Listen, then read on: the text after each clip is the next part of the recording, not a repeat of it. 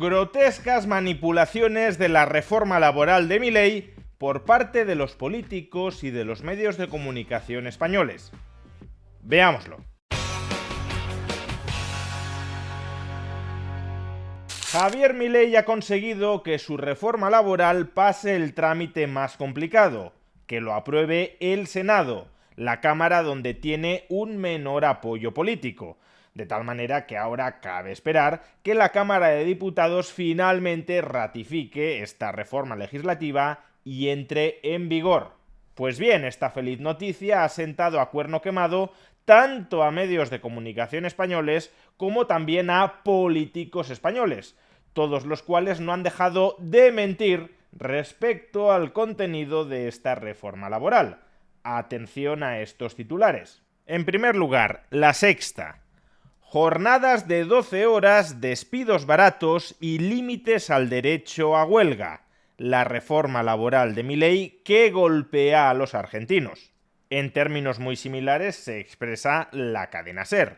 Jornadas de 12 horas, despidos sin indemnización y reducción del derecho a huelga. La reforma laboral de Milei que precariza a los argentinos. Onda Cero. Las claves de la reforma laboral de Milei que ha encendido a Argentina. Jornadas de 12 horas, despidos baratos, límites a la huelga. Antena 3. La radical reforma laboral de Milei en Argentina, un paso más cerca de hacerse realidad. Entre las medidas, jornadas de hasta 12 horas o el pago de salarios en cualquier moneda, especie, comida o alojamiento. Eldiario.es. El Senado argentino aprueba la reforma laboral de Milei que contempla la jornada de 12 horas y recorta derechos entre fuertes protestas. Y entre los políticos españoles que se están sumando a este carro de bulos, Ángel Víctor Torres, ministro de Política Territorial y Memoria Democrática. Para las personas que se levantan cada día a trabajar duro y sacar adelante a sus familias. Milei acaba de aprobar en Argentina subir la jornada laboral diaria a 12 horas, abaratar los despidos y reducir el derecho a la huelga. ¿Cómo creen que actuarían sus homólogos españoles y españolas de la derecha y la ultraderecha si gobernaran en España? La motosierra siempre la dirigen hacia los mismos. No falla. Bien, más allá de la opinión que nos merezca cada una de las medidas supuestamente contenidas en la reforma laboral de Javier Milei, lo cierto es que todo esto que está relatando la prensa y la casta política española son infundios. Y lo vamos a explicar tema a tema. Empecemos con el primer bulo, que la reforma laboral de Milei incrementa la jornada laboral a 12 horas diarias. La jornada laboral semanal en Argentina no se ve alterada por esta reforma laboral. Siguen siendo 48 horas semanales. Es decir, no es legal que ningún trabajador en un mismo puesto de trabajo trabaje más de 48 horas semanales. Lo que altera esta reforma es cómo pueden distribuirse esas 48 horas semanales. Hasta la fecha, la ley solo autorizaba trabajar un máximo de 8 horas diarias, de tal manera que para trabajar 48 semanales había que trabajar durante 6 días a la semana. La reforma laboral de Milei permite que esas 48 horas semanales puedan distribuirse en jornadas diarias de 10 o hasta 12 horas. Pero si un día se trabajan más de 8 horas, por ejemplo 12 horas, la diferencia, esas 4 horas, han de ser compensadas con una menor jornada laboral otros días. Se crea una especie de banco de horas de tal manera que si tú trabajas más unos días, trabajas menos otros días. Y esto puede ser especialmente útil en algunos sectores que tengan picos de actividad estacionales. Si en algunos momentos del año hay mucha actividad productiva, tiene sentido que se trabaje más intensamente durante esos días del año, a cambio de trabajar menos otros días del año en los que hay menos actividad productiva. Y este es el motivo por el que algunos dicen, falazmente, que esta reforma laboral permite a los empresarios que no paguen las horas extraordinarias. Es que eso no son horas extraordinarias. Horas extraordinarias son aquellas que superan las que has pactado contractualmente trabajar a lo largo del año. Si tú has pactado trabajar 1000 horas y trabajas 1100 horas, esas 100 horas extra, por supuesto, que te serán pagadas como horas extraordinarias en Argentina. Ahora bien, si tú has pactado trabajar 1000 horas y lo que sucede es que la jornada laboral se redistribuye de manera distinta, algunos días trabajas unas horas de más y otros días trabajas unas horas de menos, como en el cómputo anual no has trabajado más horas de las que has pactado trabajar, obviamente no se te van a pagar horas extraordinarias. Y por cierto, más allá de la opinión que nos merezca esta medida, que desde luego a mí me parece acertada, todo lo que avance en flexibilizar la autonomía de la voluntad de las partes es bienvenido para un liberal, más allá de la opinión que nos merezca esta medida, lo cierto es que en España rige una regulación muy parecida. El artículo 34 del Estatuto de los Trabajadores de España permite que la empresa reorganice irregularmente el 10% de la jornada laboral anual de un trabajador. Es decir, que algunos días le puede pedir que trabaje más de 8 horas a cambio de que luego, en el cómputo anual, ese exceso de horas trabajadas durante unas jornadas se traslade en menos horas trabajadas durante otras jornadas. De hecho, en ciertos sectores como la sanidad, también la sanidad pública, es bastante habitual que un trabajador trabaje más de 8 horas a lo largo de un mismo día. ¿Por qué lo que se puede hacer en España lo demonizamos en Argentina y no en España? Pues desde luego porque estamos ante una campaña de propaganda contra una reforma que no liberaliza totalmente el mercado laboral, pero que sí da pasos decisivos en hacerlo. Segundo bulo, que se abaratan o se eliminan las indemnizaciones por despido. Nada de eso. Lo que ha hecho Javier Milei en esta reforma laboral es incluir como opción, no como obligación, acogerse a lo que en España llamamos la mochila austríaca. Primero, todas las indemnizaciones por despido que se hayan devengado hasta la fecha con el sistema que ha regido en Argentina hasta este momento, las sigue adeudando la empresa al trabajador. Es decir, que si el trabajador es despedido improcedentemente por la empresa, cobrará esas indemnizaciones por despido devengadas hasta el momento en que entre en vigor la reforma laboral, al margen de lo que establezca la reforma laboral. Hasta el día en que entre en vigor la reforma laboral, todo lo que se haya devengado hasta ahí no cambia nada. ¿Y qué cambia a partir del momento en el que entre en vigor la reforma laboral?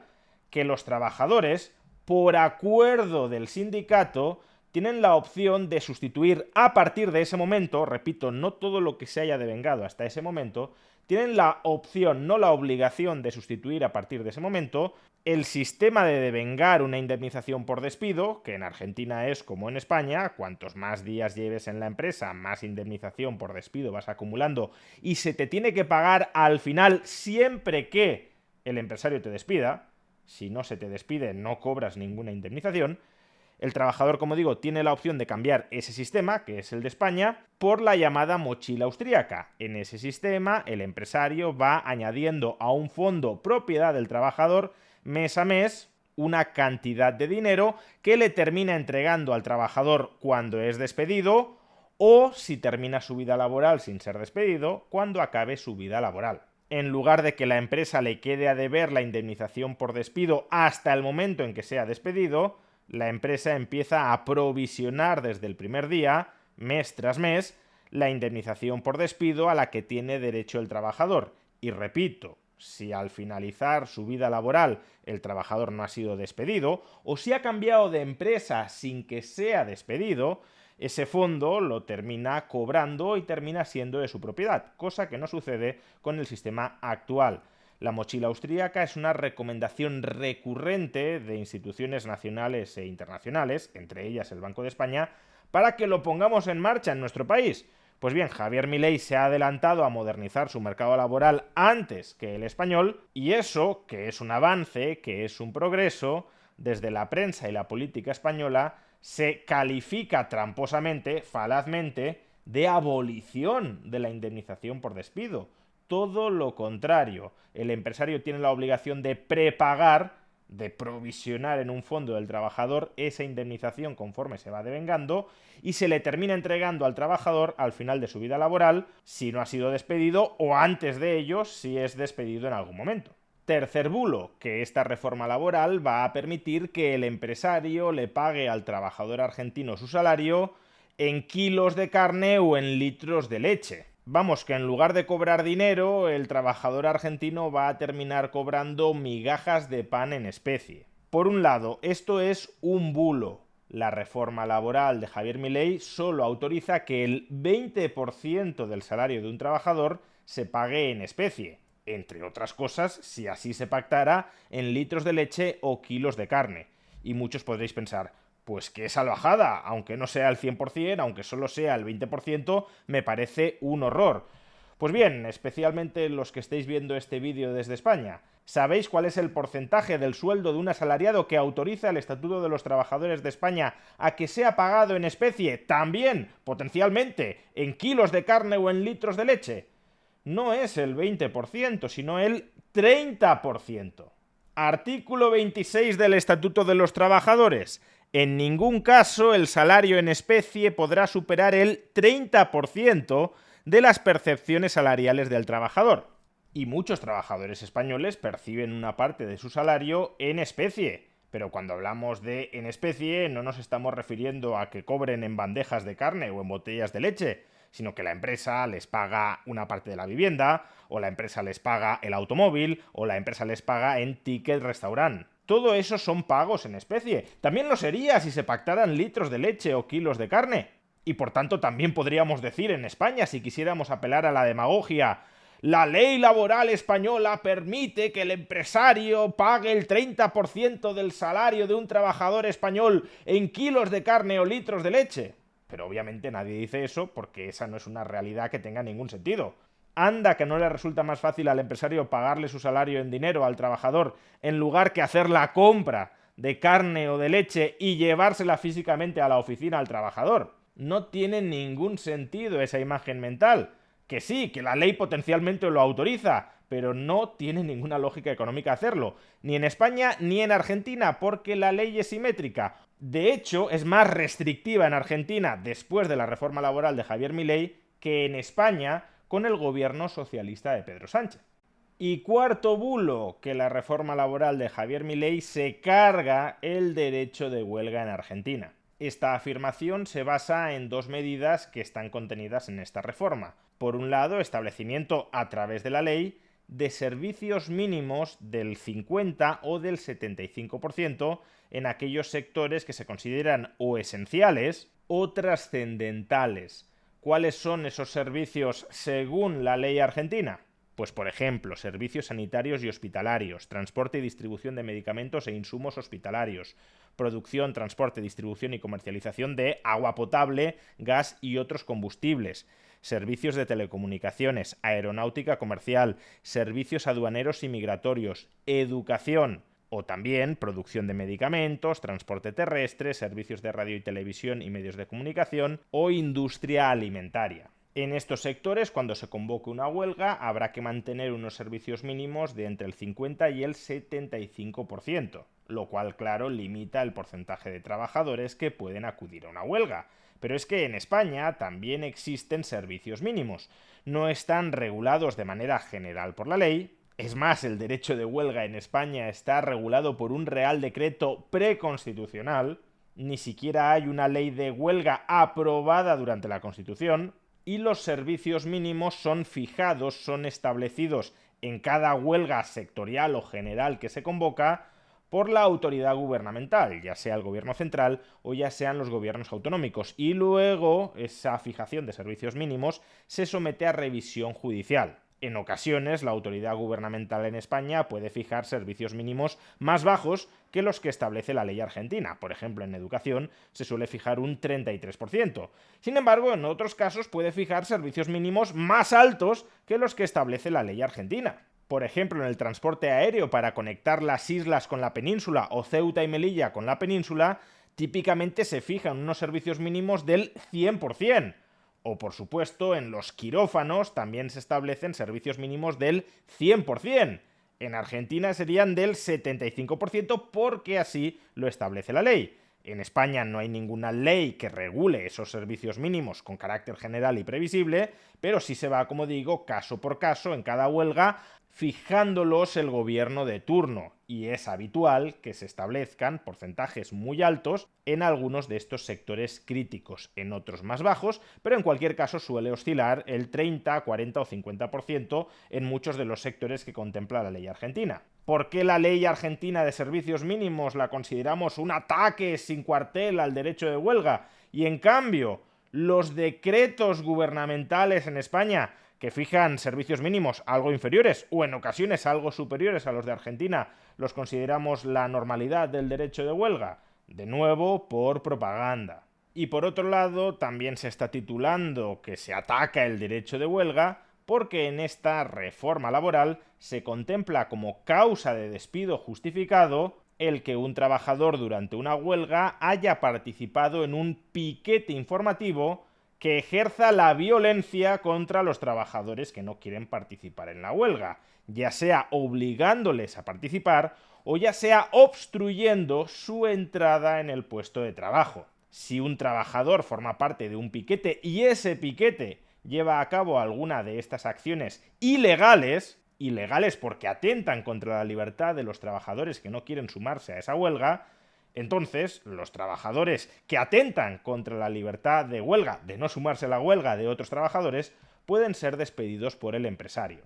En España existe una regulación similar.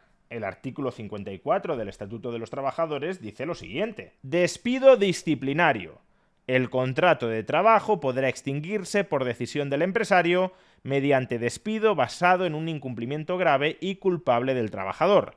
Se considerarán incumplimientos contractuales las ofensas verbales o físicas al empresario o a las personas que trabajan en la empresa o a los familiares que convivan con ellos. Por tanto, si tú agredes a otros trabajadores que no quieren sumarse a la huelga, puedes ser despedido por ello, porque es de sentido común.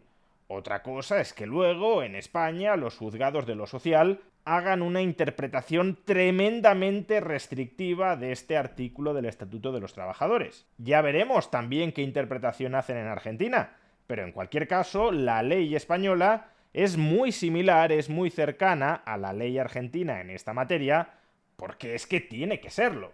Pues bien, después de toda esta explicación, volved a escuchar los titulares de la ejemplar, imparcial y siempre veraz prensa española explicándonos la reforma laboral de Javier Milei en Argentina.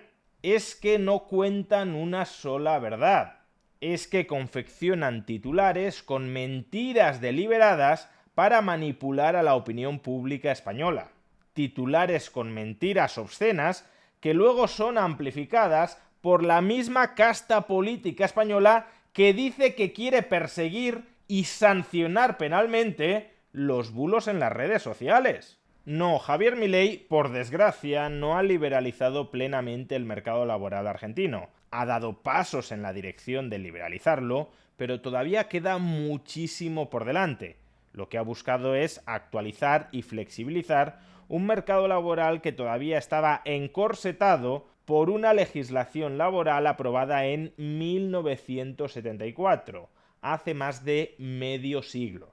Una ley, la de contrato de trabajo, que por cierto fue una de las últimas cosas que promovió aprobar Juan Domingo Perón antes de fallecer.